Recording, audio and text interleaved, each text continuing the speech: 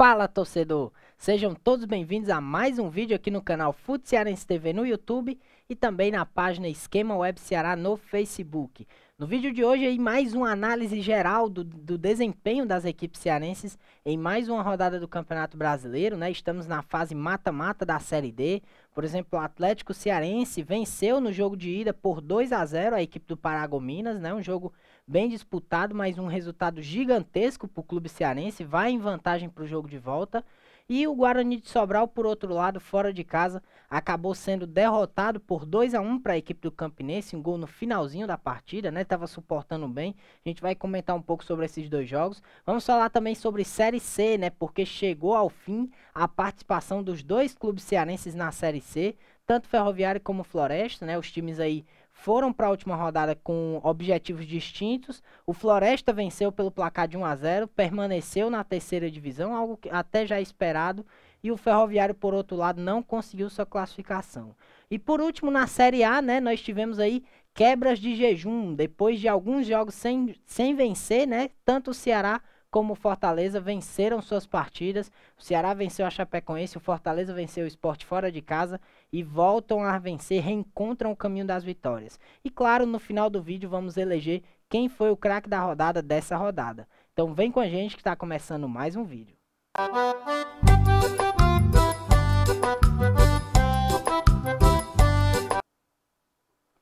E para abrir o nosso vídeo de hoje, né, nós vamos começar falando de uma vitória maiúscula da equipe do Atlético Cearense, porque a equipe enfrenta a equipe do Paragominas, né, em dois jogos de ida e volta. E no jogo de ida, no estádio Domingão, o Atlético venceu pelo placar de 2-0, né, um resultado que, como eu já disse, um resultado gigantesco, maiúsculo, que dá uma excelente vantagem para a equipe.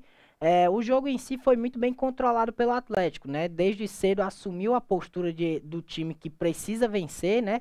Obviamente não quer passar pelo sufoco da última rodada, da última fase, né? No caso, quando enfrentou a Juazeirense no Domingão, acabou empatando, teve que jogar muito mais fora de casa, levou o jogo para os pênaltis, enfim, conseguiu a classificação. No entanto, foi um sufoco a mais que o time teve que passar, né? No entanto, dessa vez não, dessa vez a equipe venceu no jogo de ida por 2-0.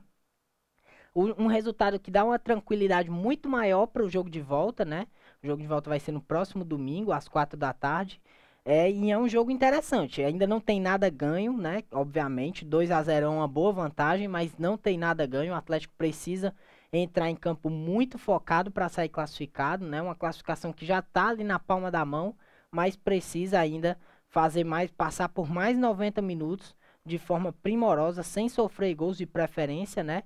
Para conseguir essa classificação gigantesca para as quartas de final, né? E aí, passando para as quartas de final, vai faltar apenas um adversário para a equipe garantir esse acesso, né? Quem sabe podemos ter aí um terceiro representante cearense na Série C do ano que vem, e quem sabe um quarto, né? Porque o Guarani também está na disputa, né? O Guarani de Sobral.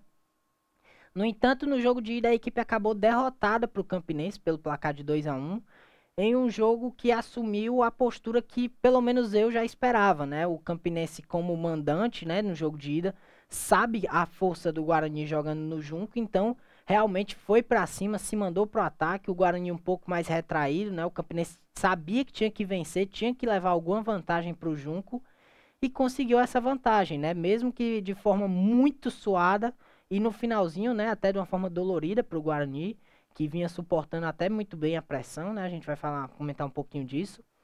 Mas o Campinense consegue a vitória ali no finalzinho, né? O time abriu o placar ainda no primeiro tempo. No entanto, o Guarani, com um poder de reação absurdo, empatou na mesma hora, né? O Hugo marcou o gol de empate em uma boa jogada do Paulista, né? Novamente um destaque da partida. Muito bom volante, vem fazendo um campeonato excepcional o Paulista. O jogador que pertence ao Ferroviário está emprestado ao Guarani. E aí o Paulista dá assistência pro gol do Hugo, o gol que deixou tudo igual no placar, né? Naquela altura, um placar excelente pro Guarani para decidir no Junco, né? Qualquer vitória classificaria a equipe. E aí no segundo tempo, né? Obviamente o Campinense voltou a ter aquela postura mais assídua no ataque, né? Um time mais forte ofensivamente, e o Guarani um pouco mais retraído, buscando as jogadas em contra-ataque. Até algo que passa um pouco longe da característica do Guarani, né? Essa estratégia aí do Vladimir Jesus foi uma estratégia adaptada para esse jogo, para exatamente o Guarani não precisar, não passar tanto sufoco, né, com os contra-ataques rápidos da equipe do Campinense, que é um time que tem muita velocidade pelos lados. E aí ele adaptou a estratégia para recuar um pouco a equipe e tentar explorar esse contra-ataque. No entanto, nem o Campinense nem o Guarani estavam sendo excepcionais no seu plano de jogo, porque o Campinense chegava muito à frente, mas não conseguia, errava muito na última bola, né? Até por muito mérito da defesa do Guarani, que fez um bom jogo. No entanto, ali aos acréscimos da partida, né? Não sei exatamente o minuto que fez o gol, mas o Campinense acabou marcando o segundo gol, o gol que deu a vitória e um gol muito ruim para o Guarani, né? É um resultado que não decide as coisas, não deixa as coisas decididas, no entanto, é um pouco prejudicial, porque agora obriga o Guarani a vencer por pelo menos 2 gols de diferença, caso queira classificação direta. Uma vitória por 1-0, 2-1, um golzinho de diferença, leva a decisão para os pênaltis, né? O próximo jogo será no próximo domingo, né? O jogo de volta, às 3 da tarde, né? Às 15 horas, no estádio do Junco, em Sobral. A gente espera aí que o Guarani possa reverter essa situação, tem totais possibilidades e chances para que isso aconteça. Agora falando de Série C do Campeonato Brasileiro, né? Isso porque tanto o Ferroviário como o Floresta encerraram as suas participações na competição, né? Agora muda um pouco o foco, vira a chavinha, vão focar aí na Taça Fares Lopes e também na primeira fase da Copa do Nordeste, né? No caso o Floresta na primeira fase, o Ferroviário aguarda aí o seu adversário na segunda fase da competição.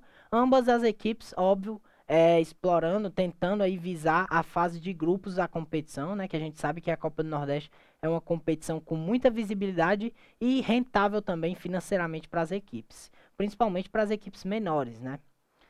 E aí as equipes se enfrentaram, né, no estádio Carlos de Alencar Pinto, estádio lá do Ceará, e o Floresta bateu o Ferroviário pelo placar de 1-0, né? O Floresta já tinha uma situação encaminhada para sua permanência. Um empate ou uma vitória da equipe garantiria sem depender de nenhum resultado da Jacuipense, né? E uma derrota teria que a Jacuipense, em caso de derrota do Floresta, a Jacuipense teria que vencer seu jogo e ainda tirar uma diferença aí no saldo. Algo que não aconteceu mesmo, o rebaixamento do Floresta não aconteceria mesmo que a Jacuipense tivesse vencido seu jogo, considerando que a equipe venceu o Ferroviário por 1-0, né? Então o Floresta atingiu seu objetivo, né? Algo que eu já comentava em alguns vídeos, o Floresta é uma boa equipe, no entanto, ainda não tem estrutura ou até mesmo força de elenco suficiente, né? Porque tem excelentes jogadores no seu elenco, no entanto, falta um pouco mais de regularidade, né? Não tem um elenco tão forte, né? Algumas peças que se destoam um pouco, né? E conseguem fazer um grande campeonato. No entanto, a equipe em si ainda não tem tanta estrutura assim para subir para a Série B, né? Seria algo muito surpreendente caso acontecesse, né? E não aconteceu. E o seu objetivo era mesmo a permanência na terceira divisão, algo que foi concretizado nesse último final de semana, né? Muito bom para a equipe, vai ter mais tempo aí para quem sabe focar no retorno à Série A do Campeonato Cearense primeiro, né? E depois pensar aí numa montagem de elenco para a série C do Campeonato Brasileiro, já que a equipe permaneceu, era o caçulinha da competição, né? Pela primeira vez disputando, então consegue aí colher bons frutos desse primeiro ano a equipe do Floresta. Né, mas se foi bom para o Floresta, né, foi terrível para o Ferroviário, porque o Ferroviário, né, para quem não sabe, ainda tinha chances de classificação, né, de terminar entre os 4. O time ficou ali o campeonato praticamente todo namorando ali com o G4, né, no entanto não conseguiu permanecer muito tempo dentro desse grupo ali dos 4 que se classificam e acabou na última rodada confirmando a sua não classificação, mas também sua permanência pelo 4º ano na Série C do Campeonato Brasileiro, né? O Ferroviário tem uma situação um pouco diferente, que como eu já citei, o Ferroviário é um time que já está há mais tempo, né? E tem uma estrutura um pouco melhor para jogar uma ocasional Série B, né? É um time que tem um elenco um pouco mais caro, né? Já conhece um pouco mais da Série C, um pouco da gestão do Campeonato Brasileiro. E aí fica um pouco mais fácil, ficaria um pouco mais fácil o Ferroviário saber lidar com o acesso do que o Floresta, né? Então, no entanto, a equipe não conseguiu a classificação, né? Como eu disse, ficou liberando o G4 durante o campeonato, mas nesse último jogo acabou não indo bem, foi muito mal, principalmente seu setor de ataque, e a derrota foi confirmada. O Ferroviário não conseguiu a classificação, terminou na 7ª posição, e considerando até que os resultados ajudaram, né? Porque o Manaus foi derrotado pelo Paysandu. Então o Ferroviário dependia apenas de uma vitória simples para garantir a sua vaga. No entanto, não aconteceu. e a equipe permanece mais um ano, e assim como o Floresta vai focar, vai voltar suas atenções para a Taça Fares Lopes e também para a Copa do Nordeste, no caso o Ferroviário jogando a partir da segunda fase, por estar melhor colocado no ranking de futebol da CBF, né? Agora já encerrando aqui a terceira divisão, né? Como eu falei, os dois times encerraram suas participações. Agora a gente vai fazer. Você que é torcedor do Ferroviário, do Floresta, né? Não deixe de nos acompanhar porque acabou o campeonato, né? Isso porque a gente vai fazer a cobertura completa, né? Da preparação das equipes para a Copa do Nordeste e também para Fares Lopes, né? Então você pode acompanhar aqui, continuar vendo as análises, né? Acompanhando o nosso Instagram também. Vamos continuar falando. O Ferroviário provavelmente vai fazer algumas mudanças no seu elenco, né? Vai ter todo um processo de preparação para disputar a Copa do Nordeste e a Fares Lopes, e assim também como o Floresta. Então não deixe de nos acompanhar, né? Continue inscrito no canal, continue acompanhando os vídeos, dando seu like, porque isso ajuda demais o nosso trabalho. E agora falando de Série A do Campeonato Brasileiro, né? Porque o Ceará, tanto o Ceará como o Fortaleza encerraram suas sequências sem vitórias no Campeonato Brasileiro, né? Fortaleza tinha vencido o São Paulo, mas pela Copa do Brasil, então estava aí a 6 jogos sem vitória no Campeonato Brasileiro. E o Ceará, 7 jogos sem vitória. Ambos venceram seus jogos, né? E vamos começar falando do Ceará, que jogou no sábado, às 5 da tarde, na Arena Castelão, contra o Lanterna Chapecoense, né? A Lanterna Chapecoense. E venceu pelo placar de 1-0, né? Em um jogo que a gente pôde notar uma atuação muito melhor da equipe do Ceará com relação aos últimos jogos, né?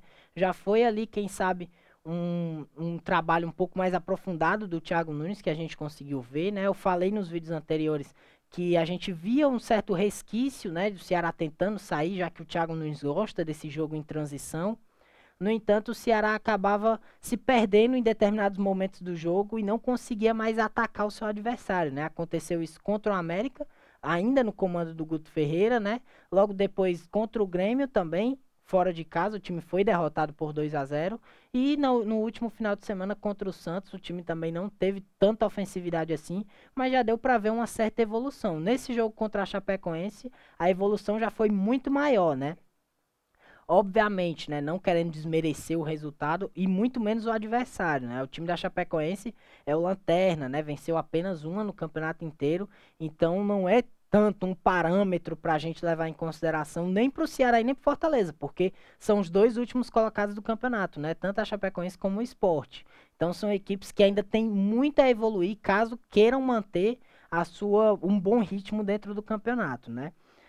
Mas falando do jogo do Ceará, foi um jogo que o Ceará assumiu total controle, né? A Chapecoense permitiu isso ao Ceará, né? No entanto, apesar de permitir o Ceará ter o seu jogo mais fluido, a Chapecoense ainda chegou com perigo, inclusive no primeiro tempo. O Richard precisou fazer boas defesas, né? Alguns arremates que levaram um certo perigo.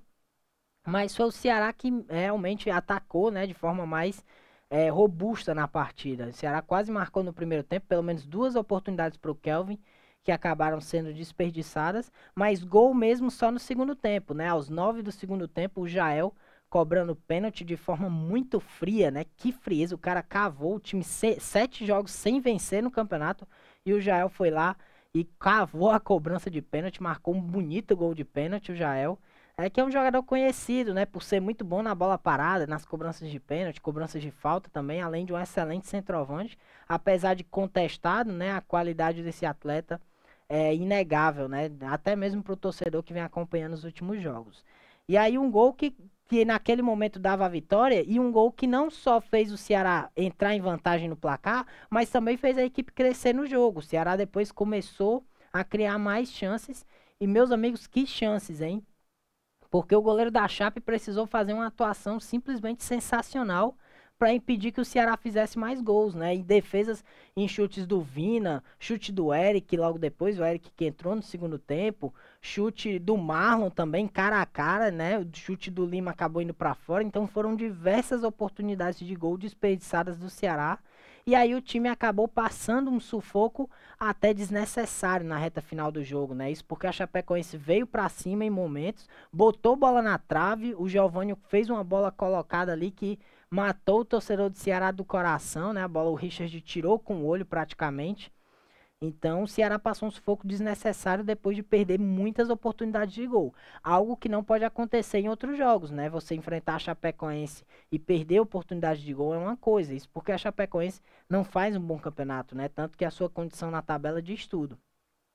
No entanto, você perder oportunidades de gol contra equipes mais fortes, isso não é perdoado, né? Então o Ceará poderia ter pagado um preço altíssimo nesse jogo devido às chances perdidas, né? Algo que a gente espera que não se repita nos próximos jogos. Vamos falar agora para encerrar as análises, né? Falar da vitória do Fortaleza fora de casa, né? Porque como eu já falei, o Fortaleza vinha 7 jogos sem vencer no campeonato, 6 jogos sem vencer no campeonato e derrotou o Sport por 1-0, jogo na Arena Pernambuco, né? Um excelente estádio, um campo muito bom de se jogar. O Fortaleza venceu pelo placar de 1-0, gol marcado pelo zagueiro Marcelo Benevenuto, né? E o que é que eu pude notar desse jogo? Eu achei que a postura do Fortaleza foi um pouco menos intensa do que outros jogos, né? A gente viu o Sport logo de cara tentando ter o controle do meio-campo, né? Jogadores como o Hernanes, o Marcão, o volante, o próprio Zé Wellison também. São jogadores que gostam dessa ocupação de espaço no meio-campo, né? Para que as jogadas possam fluir. E foi isso que aconteceu, né? O Sport teve o controle ali em determinados momentos. No entanto, o Fortaleza logo conseguiu equilibrar as ações e começou a levar mais perigo, né? Teve algumas boas chances de gol, nada muito absurdo, né? Mas acabou desperdiçando uma boa chance de abrir o placar. E aí o Fortaleza tomou o controle do jogo e permaneceu assim pelo menos até uma fase final, né? E aí depois o Sport voltou a ter o controle da partida, né? Tanto que criou boas chances, o Zé Wellison sozinho de cabeça na área, teve uma boa oportunidade de gol, quase fez 1-0 pro Sport. O André saindo cara a cara com o Felipe Alves também teve uma boa chance. E aí durante o melhor momento do Sport no jogo, o Fortaleza foi lá e abriu o placar após a cobrança de escanteio, o Marcelo Benevenuto, que vem se especializando aí cada vez mais em se fazer gol de cabeça, né? Foi lá, subiu mais alto que todo mundo, apareceu sozinho no meio e marcou o primeiro gol, o primeiro e único gol do jogo, né? Resultado que fez o Fortaleza voltar a vencer, né? Na segunda etapa a equipe não precisou fazer muita coisa, né? Apenas administrar o jogo.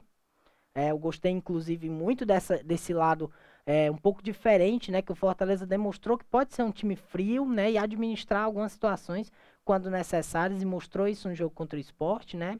É um time que às vezes perdia um pouco o controle da situação, acabava tomando gol de empate quando fazia 1-0. Mas enfim, isso mostra uma boa evolução da equipe.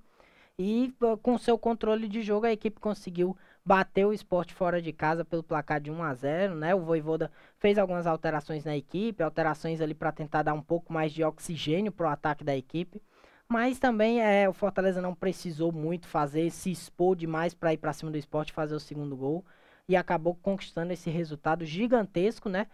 Não foi das melhores atuações, no entanto, o mais importante é o resultado, é a equipe voltar a vencer, voltou à terceira colocação do campeonato, né? Tem 36 pontos, né? Tudo bem que o Flamengo ainda tem 2 jogos a menos, no entanto, já é um bom início, né? Já é um bom indício que a equipe pode voltar a crescer e garantir aí essa vaguinha no G4 do campeonato. Próximo jogo do Fortaleza será na Arena Castelão, diante do Atlético Goianiense, no próximo sábado, dia 2, né?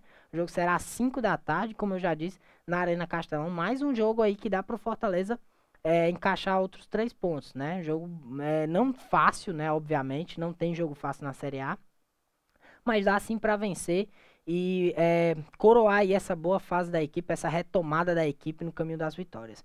E por outro lado, o Ceará, né, que eu nem comentei, o Ceará vai enfrentar o Bahia no próximo sábado também, só que às 19 horas, às 7 da noite, o jogo vai ser na Arena Fonte Nova, em Salvador. Então, mais um confronto, assim como o Fortaleza, também um confronto que dá para o Ceará vencer e também coroar um bom momento, a retomada das vitórias no campeonato. Né, encerrando as análises, né? A gente já falou aí de todos os jogos. Nós vamos para o craque da rodada, né? Isso porque vamos repetir aí mais uma vez o craque da rodada, né? Quem foi o jogador que mais se destacou no futebol e o escolhido foi o Eric Pulga, atacante do Atlético Cearense, jovem jogador, né? Mais uma vez eleito aí o craque da rodada. O terceiro do Atlético que vai sendo eleito, né? Pelo menos nessa fase mata-mata. A gente já teve também o Everton Potiguar, jogador muito bom, mas nesse jogo o destaque fica pro Eric Pulga, que novamente marca um gol decisivo, né, e uma movimentação extraordinária, né, eu vejo uma evolução gigantesca nesse jovem atacante, é um jogador que inclusive tem passagens pelas categorias de base do Fortaleza, muito bom, jovem, vem evoluindo cada vez mais e pode ajudar demais o Atlético Cearense nessa disputa, né, o outro foi o Ítalo, que marcou o segundo gol, também entrou muito bem, mas para mim o principal destaque fica aí por esse jovem atacante, o Eric Pulga, bom jogador do Atlético Cearense. E aí também eu separei duas menções honrosas, né, para falar de dois jogadores de defesa, né? Tanto o zagueiro Marcelo Benevenuto do Fortaleza, que fez uma excelente partida, também foi muito decisivo, marcou o gol da vitória da equipe, né? Defensivamente também muito bem, um jogador que encaixou demais nesse time do Vojvoda. E o outro, o Luiz Otávio do Ceará também, assim como o Benevenuto, também foi decisivo lá na frente, porque sofreu o pênalti que foi convertido pelo Jael, né? E teve pelo menos, aplicou pelo menos 2 assistências, né? Em gols que foram desperdiçados pela equipe do Ceará no jogo. Então, mais uma atuação aí muito boa desses dois jogadores, mas o escolhido mesmo foi o Eric Pulga do Atlético Cearense. Então, pessoal, isso é tudo por hoje, né? Eu convido vocês aí a acompanhar a gente no Instagram, @FutCearenseTV. Você segue lá, fica por dentro de todas as notícias do futebol cearense. Tem conteúdo bacana, né? Tem curiosidade, tem análises pós-jogo, pré-jogo, tem muita coisa. A gente faz um vídeo lá de vez em quando falando sobre alguma atualidade, né? Tem também a página Esquema Web Ceará no Facebook, que você acompanha o programa Âncora de Notícias, de segunda a sexta, de 6 a 7 da manhã. E também todos os nossos vídeos vão para a página Esquema Web Ceará, que é a nossa emissora. Isso é tudo por hoje, a gente agradece a participação de todos e devemos voltar em breve.